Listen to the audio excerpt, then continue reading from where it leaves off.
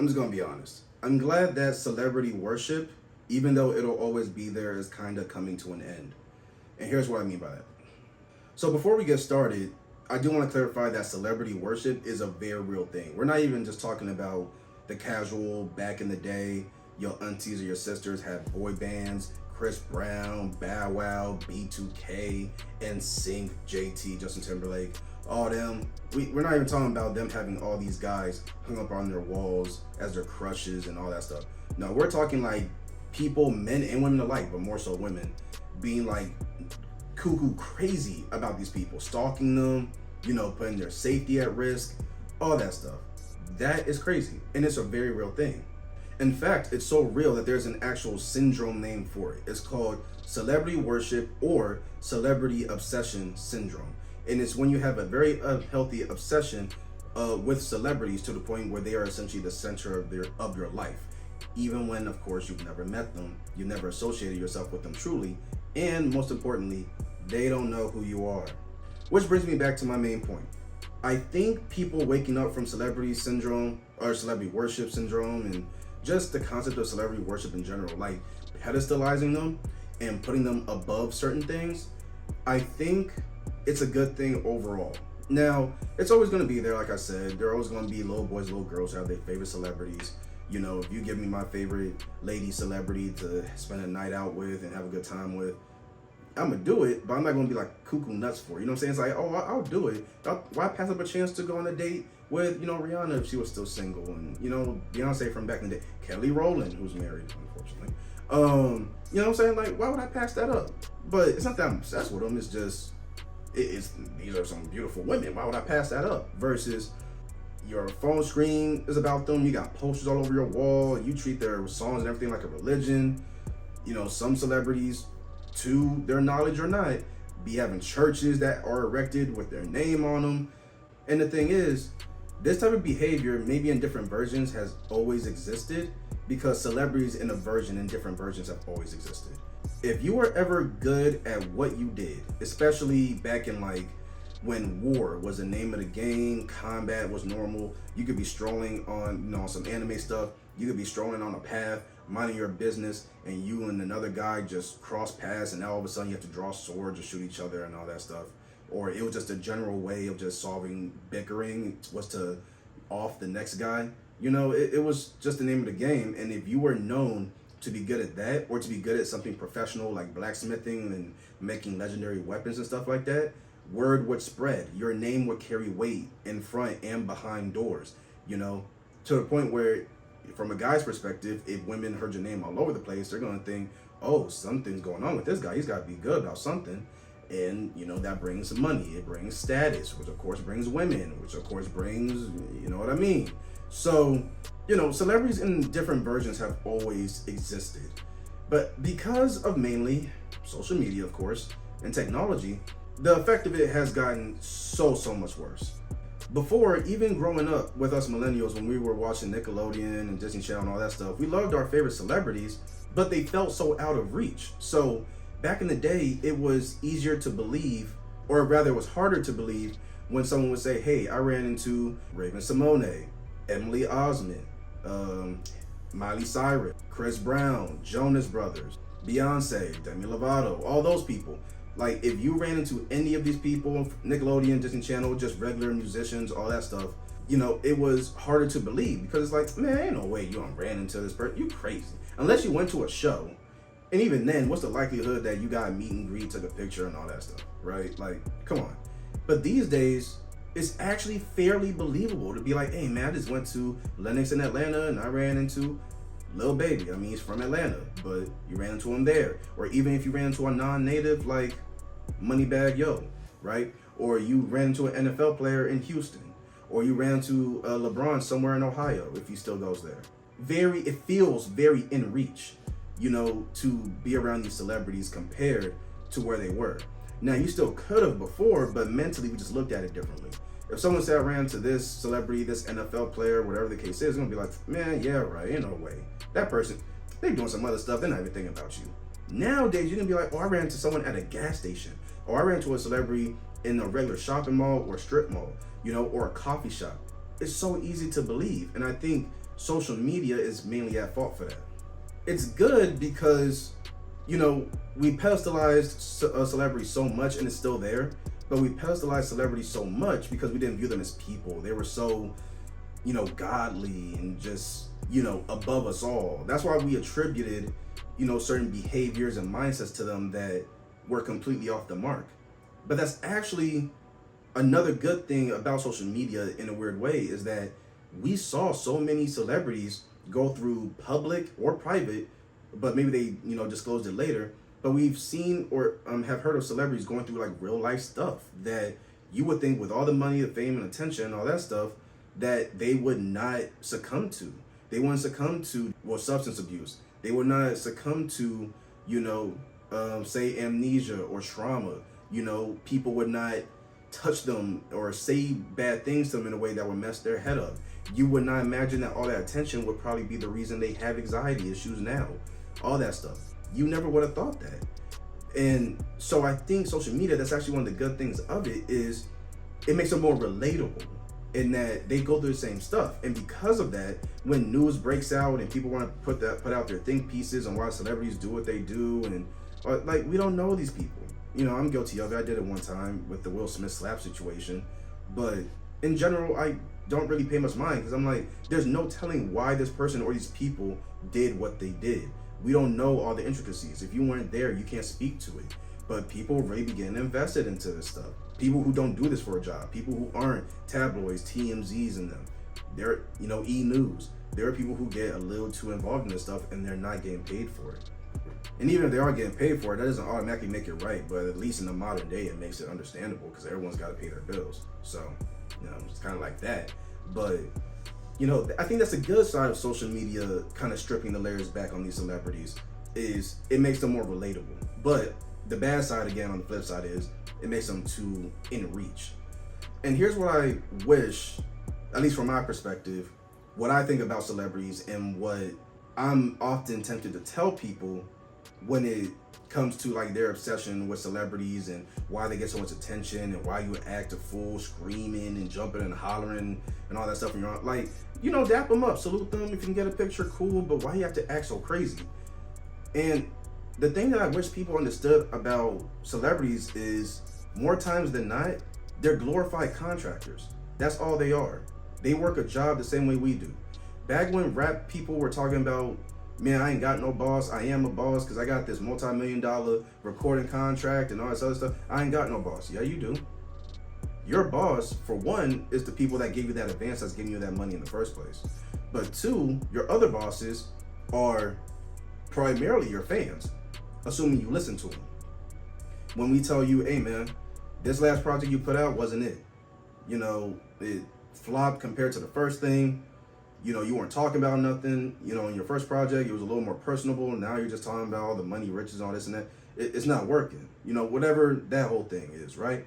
The sound was off. You may have experimented, but it just fell flat. Whatever it is, like, your fans are your bosses. Because if people don't go to your shows because they don't like your music, you're not making money. In terms of musicians, that's how the mass majority of them make their money before they're able to diversify into real estate and other things, right? So without that, you're falling short. And then when it comes to the record labels who offer you the big figure deals and stuff, yeah, they're giving you that money, but it's not a gift, it's a loan. That's money you have to pay back. So technically you haven't really made any money yet, unless you just misuse it.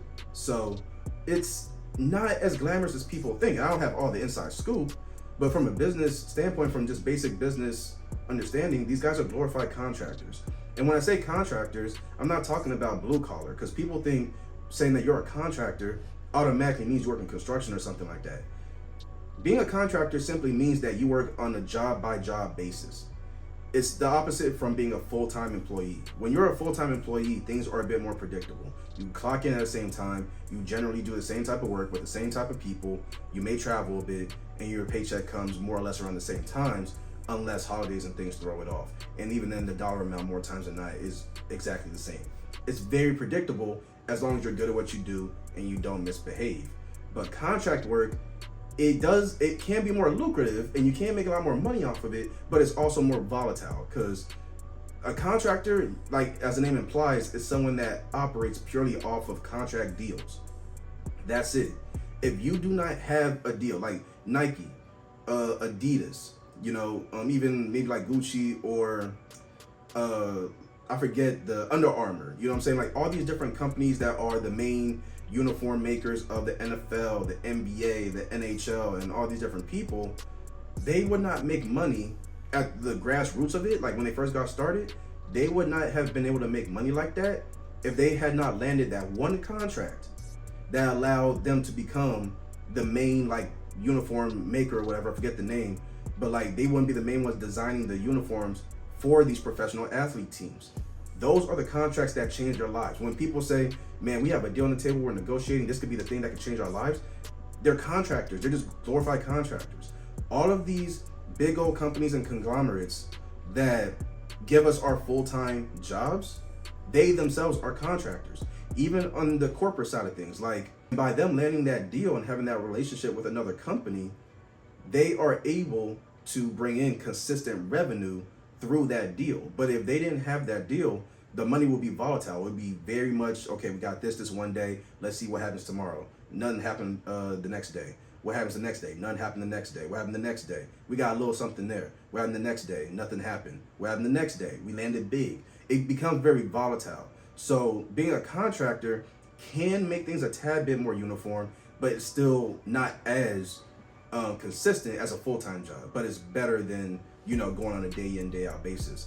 But my point being, celebrities, actors, musicians, and different performers, dancers and whatnot, those are people who, they're in the same boat. They may make more money than your average IT or tech contractor, but the foundation of their business is the same. They're operating off of, a contract that allows them to do one show. They may be operating off of a contract that lets them do 5 shows over the span of a month.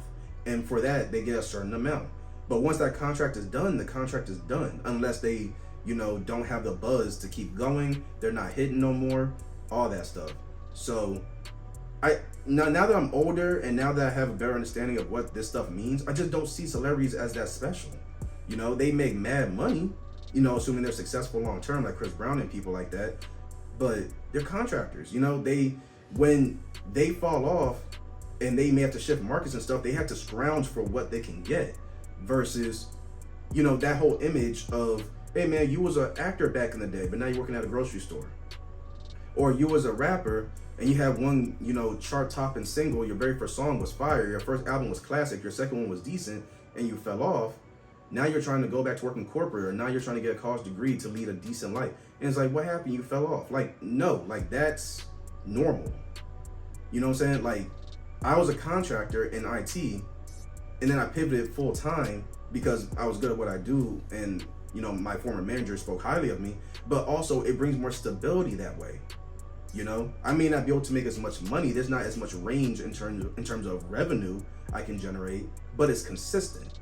And unless I'm just that bad, or there's other politics in the background, but unless I'm just that bad at my job, I don't have too much to worry about. Versus a contractor can be very good at their job, but they're on a business need basis. So if they have let's say a year-long residency, I don't know how this works, but let's say they have a year-long residency in Vegas, or there's a residency in Vegas for a certain amount of time, and other than that, their music ain't popping. Once they're done with that, if they ain't going on tour and people ain't buying tickets and all that stuff, they're done. Like they're not gonna be able to do much else. So they have to figure out how to get into other spaces. That's why you have celebrities streaming now. You got celebrities on Twitch, get into that bag. Podcasting, because podcasting was a $1 billion market to get into. I'm starting to see videos of people saying that podcasting is losing money, but for at least a while, it was lucrative for what seemed almost everybody, right?